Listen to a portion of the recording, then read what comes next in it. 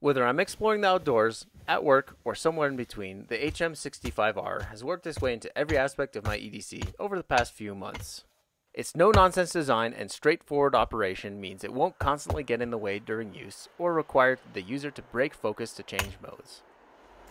In short, I have not found a more broadly useful headlamp with a better balance of versatility, ruggedness, and lightweight design. Like any other well-designed tool, the HM65R almost becomes an extension of your body. Even during the most intense activities, it doesn't shake, rattle, or bounce thanks to Fenix's new innovative mesh headband design. Unlike the standard elastic band seen on virtually every other headlamp, this band is less porous and bulky, resulting in phenomenal breathability and decreased moisture retention. The underside of the band has a strip of silicone that keeps the lamp from sliding off slick or sweat-drenched surfaces.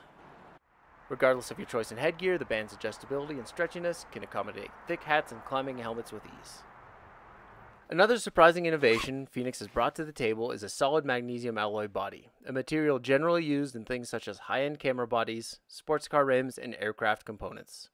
The alloy body is rugged enough to withstand daily wear and tear and drops up to 2 meters while not weighing down the user like a boat anchor.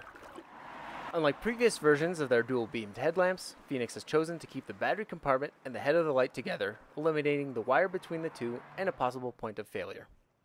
This combination, in tandem with ultralight materials and a lightweight, energy-dense 18650 cell, remains very well balanced on the head.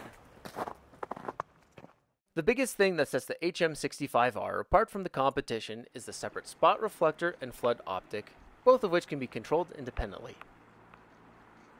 I found this combination of beams to be incredibly versatile, letting the user choose between a longer throw or a wide and even field of view. The flood beam has become my go-to mode, providing a reasonable amount of throw with about a 40-degree hotspot. This makes it perfect for close-up tasks and activities like hiking, climbing, and trail running. In comparison, the narrow beam has a slightly tighter hotspot, which due to the headlamp's compact nature, can't illuminate much farther than about 120 feet. If the job at hand requires lighting up objects at a farther distance, you might be better served by a more throw-oriented handheld flashlight. Another one of my favorite design choices Fenix made with this headlamp is the user interface. Thankfully, they omitted any blinky disco strobes and SOS modes, which in reality only just get in the way instead of actually being useful. With such simplicity, one doesn't have to take away their attention from the task at hand in order to cycle through numerous modes or memorize sequences of clicks. While the buttons are easy to operate, even whilst wearing gloves, they are protected from inadvertently getting pressed while stowed away thanks to a thoughtfully designed button shroud. Thanks to some impressive runtimes on high, which we'll talk about in a little bit, you won't have to worry about recharging your headlamp too often. When the helpful charge indicator lets you know your battery's running low, the headlamp has a rather convenient USB-C charging port tucked away on the back. The HM65R uses either single rechargeable 18650 cell or two readily available CR123As. Thankfully, Fenix did not use any non-user replaceable cells or any proprietary batteries, which significantly reduce the lifespan of the product or make it expensive to replace. For those venturing into more extreme conditions, Fenix even offers cold-resistant batteries that can operate in temperatures as low as -40 degrees. While it might seem like I've glossed over any negative points or have avoided any real criticism, it's not for lack of trying. There simply aren't any major deal-breaking issues with this light. That being said, I do think there are a few minor changes that could make future versions of this light even better. The first of which would be to use a TIR reflector, similar to that found on the E18R for the spot beam.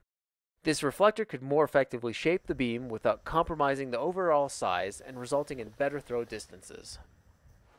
While flashlight tints are generally a personal preference, I would love to see a warm, preferably high CRI tint on the flood beam. I find warm tints are much easier on the eyes and result in less eye strain with prolonged use. Last but not least, I find the total claimed runtimes are just a little misleading. According to other users, and Fenix's own website, almost every output setting gradually ramps down over time. This dimming, however, is extremely gradual and imperceptible during real-world use, and generally serves to prolong runtimes. Again, personal preference, but I just prefer constant regulated output. Strangely enough, with the exception of the TR optic, these are all changes Fenix has already made to the updated Superraptor version, which unfortunately is only available in Scandinavian countries. Despite all these minor issues, the HM65R is still a tremendous performer. After over 3 months of hiking, trail runs, climbing, and numerous nighttime rescue calls, this light has proven its worth time after time. It's obvious that Fenix has taken the time to listen to their customers and design what I have no hesitation in calling the most versatile and solidly performing headlamp out there. I'd like to thank all of you for stopping by and watching. If you liked this video, I'd really appreciate a solid thumbs up, and if you considered subscribing to stay up to date. Stay tuned for more upcoming light and gear reviews, and as always, stay safe out there.